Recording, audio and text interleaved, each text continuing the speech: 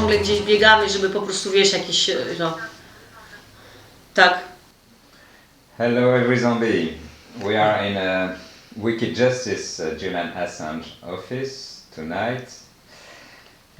In these times of curfew, the Human Rights Association has decided to communicate through video links.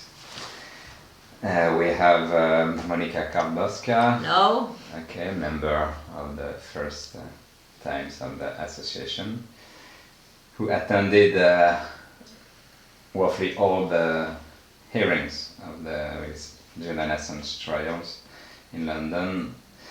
We have a first question. Do you respect the curfew? No. No, I try not to respect the curfew. I try to stay so long time as I can on the street. The problem is that you have nobody on the streets. That everything is closed. You have it's very, for me, it's terrific. It's remember me on the war state time of Jaruzelski in the beginning of the 80s in Poland, and for me it's a real war time. I have no doubt about that we are in a war. Okay. So we are not here tonight to discuss the curfew, but more precisely Stella Morris, who appeared in the Assange affair recently. Why I want to speak about Stella Morris is because I don't believe in this story. This story appeared in April this year, but before Assange is in this secret prison since April-May 2019, and from April until December 2019 Stella Morris wasn't in the story. She was not there, she was not present, she was not in the court, and not in the Westminster court. You can testify it. Yes, I was there from the 20th of September until the 19-20 December 2019. I was in every hearing in the court. And after, one time in January, in February, in the Woolwich court, yes, she was present. And after, we were of course closed in our homes in the lockdown, and she started with the storytelling about the so-called relation she has with Julian Assange on 11 April in the Daily Mail. It was the first article, and since then we have she's telling us this story almost every week in various medias. So why do you... Why I don't believe in the story? Yeah, because Assange never told about Stella Morris that he is in this relation. He cannot tell it, and until he cannot tell it, I will not believe it. I won't hear himself tell that Stella Morris is his wife or his fiancée. And the most important is that he never told that the children who Stella Morris presented in the front of the media, he never told that these children are his children. There is no tenderness between them. Assange is cold with her, and this is obvious. And I don't believe a real relationship is. This is not a real love relationship. This is a fake story. Right. And the same in the Old Ballet. When I could see Julian Assange the 9 September in the courtroom 10, so I wrote it in my articles how it was. That it was very difficult to enter in the court. That the first and the second day I could only enter the court room 9, and the trial was in courtroom 10. So I entered finally. I achieved to enter in the courtroom 10 on Wednesday, 9 of September. By cheating? I could enter inside, so it was difficult to... That you forced the entrance? No, it was just, yes, when you... just the... You made like you were invited? Yes, the security agent asked me where are you going? And I answered, courtroom 10. And he just opened the door. I could sit inside and look on the people, and the people were all the people were the lawyers, the Judge Baraitser, and Assange entered in the court in room 10 after, and I could see him 5 minutes or 2 minutes, I don't remember exactly, because it was not allowed to have telephones or watches. And I could see Stella Morris just very happy with talking and laughing with Robinson, like in I don't know, in Jennifer Robinson. Yes, they were together. They were talking like two girls, happy to get together, and it was a big contrast between what Stella Morris was showing outside, all this image of the very unhappy wife of Assange, and he will die and he will be killed, and so on and so on. And suddenly I see a girl very happy, very cool, you know, and I was also surprised why she is inside the courtroom, because if she is family member, she must be with the family members. And actually the family members were sitting in this courtroom in the public gallery with us. It was John Shipton and some other people. But she's not either a lawyer, acting lawyer. Yes, yes. We don't know why she's inside this hearing room. Inside the old ballet room, there were 2 lawyers, or 3 lawyers, 3 real lawyers. Pleading lawyers. Yes, real lawyers are Edward Hamilton Fitzgerald, Mark Summers, and Gareth Pierce as solicitor.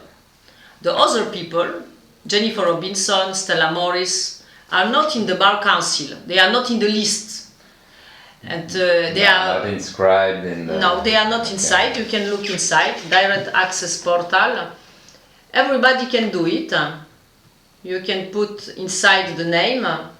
You can put the different names of Stella Morris. You can put Morris, so we will find different Morris, but not so the Stella. Bar Council is... Bar Council, the direct access portal of the Bar London, Council. Or it's UK area? It's for all UK, yes. All UK, yeah. okay. And everybody can do this research, and you will find that Jennifer Robinson is not inside the list. She's not a barrister. And neither Robinson, Stella Morris. Also Geoffrey Robertson are not inside, you know. So Geoffrey Robertson he's neither he's not a barrister, not in UK, maybe in another country, but not there. So Geoffrey Robertson is the boss of. He's the boss of the Dwight Chambers, yes. In the Dufty Street Chambers, yes. And Stella Morris. The problem is also with the name, as you told. Because Stella Morris appears under 3 names, different names. Stella Morris seems to be a kind of pseudonym and alias. I don't know how to say, theater name, artist name, actor name maybe.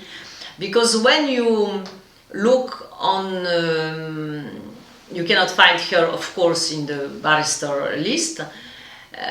But she appears under another names. For example, she appears under the name of Sarah Gonzalez Devant.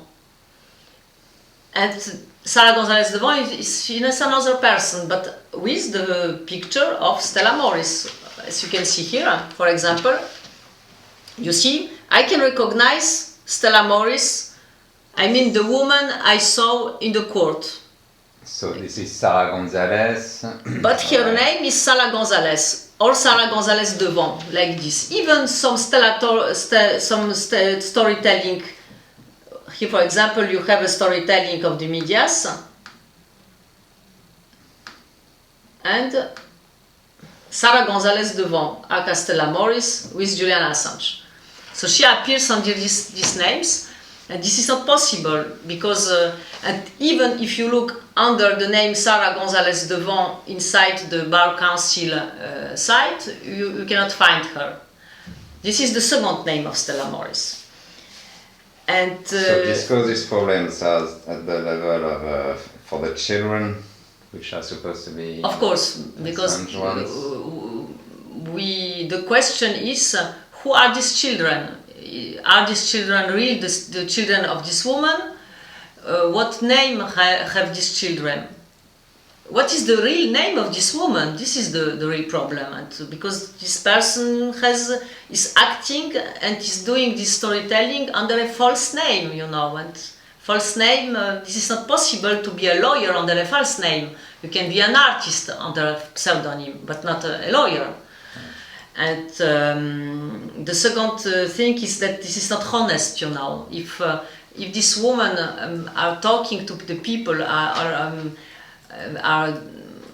how to say, explaining that she's the wife of Julian Assange and she has children with him, honestly, he has to tell her real name, and this is not her real name because she has different names.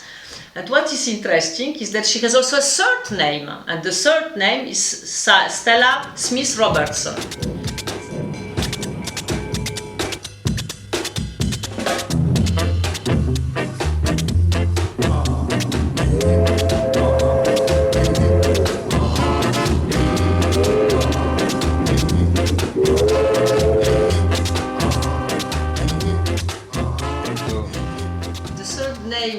Stella Morris is Stella Smith Robertson.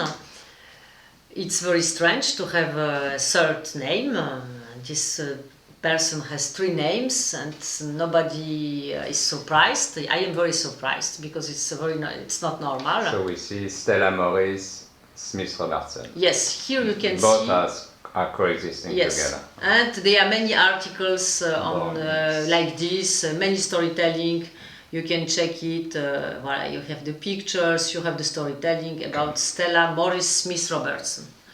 And nobody, of course, asks questions why, how she can change her name like this. Usually in our society, you have a birth name, and this birth name is your real name on your birth certificate. And your identity card must be conform to this birth certificate. You can change your name only if you are married. As a woman, you can change your name, but not in all societies, not in all countries. And anyway, you have still your birth name is still your birth name. They never disappeared. And if you want to change your surname, you have to go to court and to prove why you want to change your name. This is not normal that a person change names and are using her pseudonym in public life, like in a courtroom. In courtroom, you must give your real name. Right. So the mainstream media never ask. Never. And she, of course, Stella Morris is. I don't know exactly what she's telling to the medias, but she's confirming this storytelling.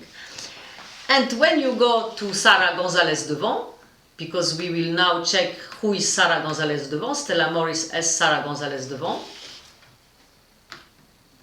Here, for example, you are back to this picture, Sara González-Devant aka Stella Morris with Julian Assange. We are going to the Jean Sauvé Foundation. This is a Canadian foundation, and we suddenly see that this woman, you can recognize her, has this name Sara González or Sara González-Devant, and that she was founded by this foundation. She got money from this foundation. Now I will show you what she was doing in this. She was a fellow, she was founded, she studied. She was in 2009-2010 in Canada, and she did her PhD, I don't know what, diploma in Canada. And the most important, she suppose, Sara González-Devant, she is a specialist of human rights in Oriental Timor, in Indonesia, and she's supposedly a specialist of this country. And her professor, here it's the name is mentor. Oh no, this is bad. Is Stephen Seidman. Seidman in Yes. the Jan Sauvé Foundation. Yes, in the Jan Sauvé Foundation. So we can follow this Professor Seidman and look who is he. Stephen Seidman, Canada Research Chair in International Security and Ethnic Conflicts. And this Mr. Seidman, he is, here you have here his biography, not only professor, but also he is really involved in the foreign relations of Canada. He is a counselor of the Canadian government. He is working for NATO also. He was in the division and of the Strategic Planning Directorate of Joint Chiefs of Staff in NATO. You can look on his biography, a guy really in the system, in the NATO and NATO system. So he probably mentored her for the Timor study. Yes, or for as he more. was working on ethnic studies. Yes, possibly, So but it's maybe more. possibility. Maybe a kind Maybe of guide, maybe a kind of director, or who knows? Because okay, we maybe don't. he's still behind. Yes, maybe he's still behind. And what is interesting is that Mr. Seidman is also working for the Council of Foreign Relations. Council of Foreign Relations. And the Council of Foreign Relations, we know that this is the think tank of the United States, of the government, of the army of the United States. And here I discovered also that one of the director of the Council of Foreign Relations is Mr. Rubinstein, and this Mr. is also chairman of the Carlyle Group. And Carlyle Group has made many affairs also in France. So we suddenly, these people like Stella Morris are also related to how to say people who has the power in our world. This is not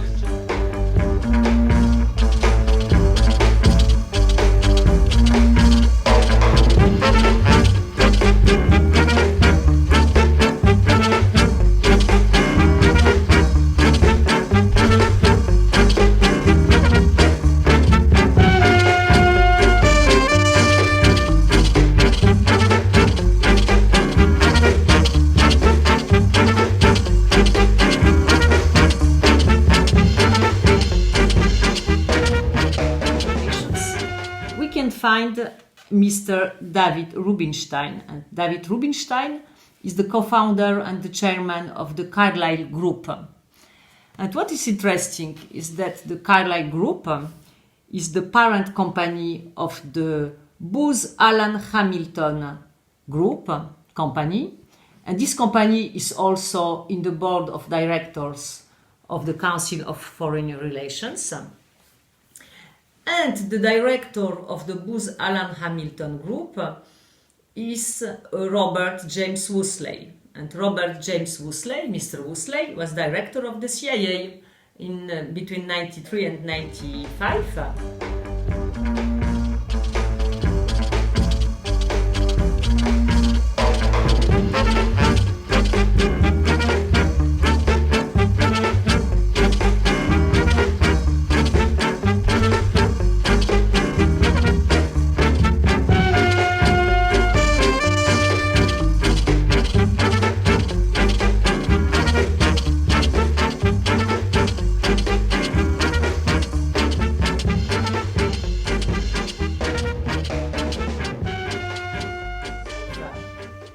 Today, Mr. Woolsey is also in the strategic board of Genie Energy. And what is Genie Energy? It's a big US company of distribution of electricity. Here you have Genie Energy. And inside the Genie Energy, you have in the strategic advisory board of Genie Energy, you can find not only Woolsey, but also Dick Cheney, Rupert Murdoch, and also Lord Jacob Rothschild. We will find the article about Jacob Rothschild here. 2010, Rothschild and Rupert Murdoch went inside the business of the energy of this big company. And because we are French, we can talk about Carlyle Group in France, because Carlyle Group was very, very deep involved in French politics, because the director of the Carlyle Group, one of the directors between 2008 and 2015 was Olivier Sarkozy, the brother of Nicolas Sarkozy, the president of France between 2007 and 2012. And what is interesting is that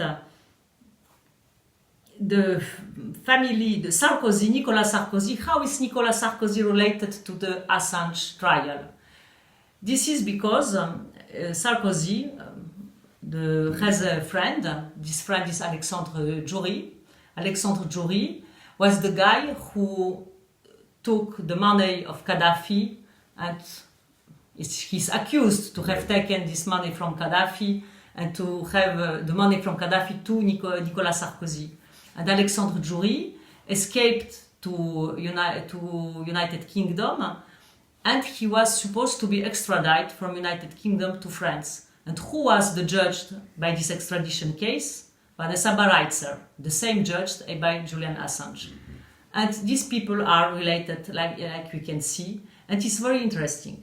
I think this is very interesting because we are coming from the lowest level to the higher level. And so we can see that the Assange affair is really related to the highest sphere.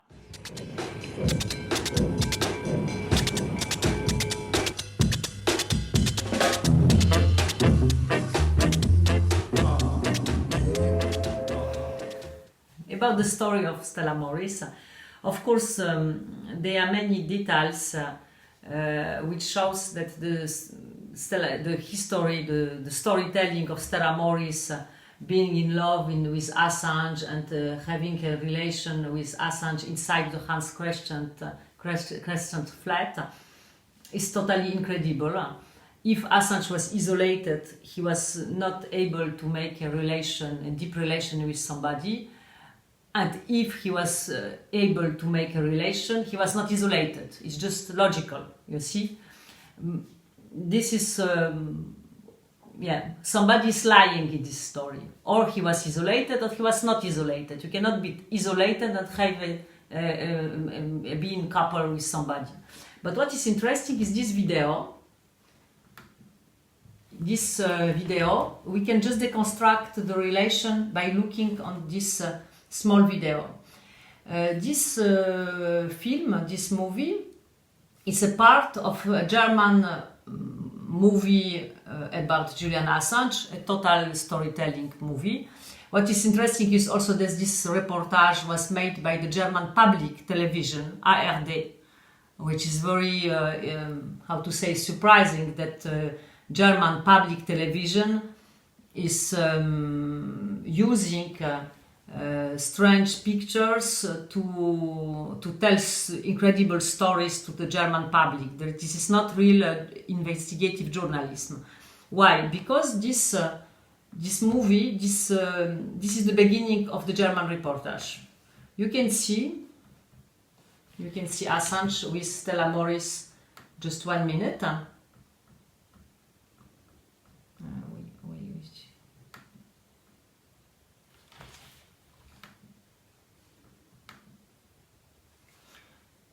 You can see an Assange totally not motivated, with some gesture with Stella Morris, but this is not a guy which is in real deep love with somebody. It's just a person with a friend. Yes, and what is interesting in this is that this movie it's a part of this video surveillance. It's a camera from UC Global. Yes, of UC Global, you know. And why this movie is suddenly public? Stella Morris gave it to the German television? Is she the owner of these pictures? So she was aware about the cameras looking on her and Assange in the embassy. Maybe. Yeah, But and when did it go out? now, like in September, I think. Okay. In September. Now the German television just showed it this movie or end of August or beginning September. And all these pictures from the so-called embassy, from the Ecuador embassy, Ecuador flat, these movies should not be in the public sphere. They should be not shown publicly in the television, in the media. Why? Because first, this is a private pictures of Julian Assange. This is his private life. First, the real lawyers should accuse these medias and not and make a trial against the medias, not to show these pictures publicly, you know, because this is the private life of Julian Assange. And second, these movies are how to say, they are the part of the investigation of the Audiencia Nacional in Spain, and they are covered by the secret of the investigation. They should not be public. And nobody asked how it is possible that these pictures are so public and everybody can see the private life of Julian Assange inside on television. And secondly, there are many also private pictures, private films of Julian Assange from the Hans Crescent apartment in possession of Andy Muller-Magoon. Andy Muller-Magoon is the director of the Vauxhall Foundation. And Andy Muller-Magoon made an intervention and public speech in December 2019 in the Chaos Computer Club, Chaos Computer Congress. And Andy Muller-Magoon has made the same. They showed all Assange life, private life, publicly in front of all people. There were some many pictures of the Assange life inside the Hans Crescent was exposed in this Chaos Computer Congress speech. This is strange. Why Andy Muller-Magoon has these pictures?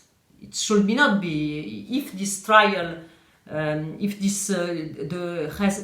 Julian Assange has real lawyers, it should be not like this. You know, it's very strange. This situation is very strange. Jesus should complain. Yes. The lawyers should not only complain; they should make all to avoid this situation. And Andy Muller-Magoon, as we know, was also one of the directors of WikiLeaks, because WikiLeaks was a project of the Vauxhall Stiftung. And Julian Assange was even, he was even working for Andy Muller-Magoon. He was an employee of the Vauxhall Stiftung. This is why this story is not credible.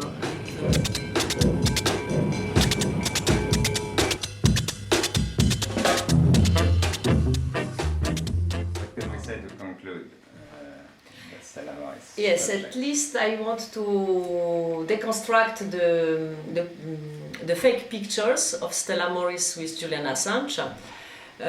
Just to say that these two people in the storytelling are supposed to be together 5 years, from 2015 until today. But there is no single picture of these two people together, no real picture. There are only two pictures published in the storytelling in the media, and both are fake pictures, photoshopped, construct, and I want just deconstruct one of the picture. This is the first picture of Julian Assange with Stella Morris, published in the Daily Mail. So you can see here Assange with Morris, and look at the picture. When you see the legs of Julian Assange and the legs of Stella Morris, you can see that the legs of Julian Assange are cut, and the feet of Stella Morris are like pushed up to make that both people have to be together inside the picture. Why? The problem is that the real Julian Assange is a very high guy. He's very tall. Yeah. Almost. Yeah, his size is 1 meter 90 centimeters. So very, very big guy. And Stella Morris is not so high, so 1 meter 15 centimeter. I have seen the both people with my own eyes. So this is normal when you have a high guy and a small girl. Usually the small girl, she will be, her head will be on maybe going to his breast or to his shoulders and not until his head. Here we see Stella Morris like that she is 1 meter 70 centimeter, and this is not true. She's very, how do you say? Small, yeah. So the picture was constructed, so we have to believe that Stella Morris is a big woman and that her head is until her, almost for the same height as the height of Julian Assange. So for me, it is obvious that the picture is fake, because I have seen both people together, not together, but Julian Assange inside the hearing room and Stella Morris in the public gallery, so I can really compare. The people who made this picture, they know also this, and that's why these people are lying. And we can see who made the picture downstairs is Joseph Farrell from WikiLeaks. So WikiLeaks is lying here. The WikiLeaks in the hand of Joseph Farrell is lying and is showing fake pictures of Julian Assange with Stella Morris. And anyway, if we compare to the storytelling, we remember that in 2015 Julian Assange was supposed to be isolated. So she was not supposed to be outside in the street with somebody. So this is also a lie. So this is quite strange.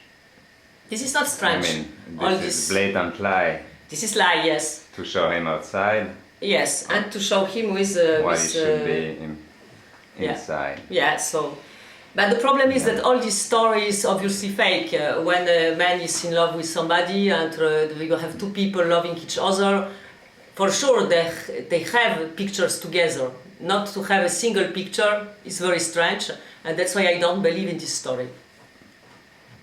And we will continue. We will deconstruct other pictures, and we will continue the analysis. So to make clear to the people that the people have to look inside the picture, inside the story, to think inside on the to analyze the details, to see that the story is not logic.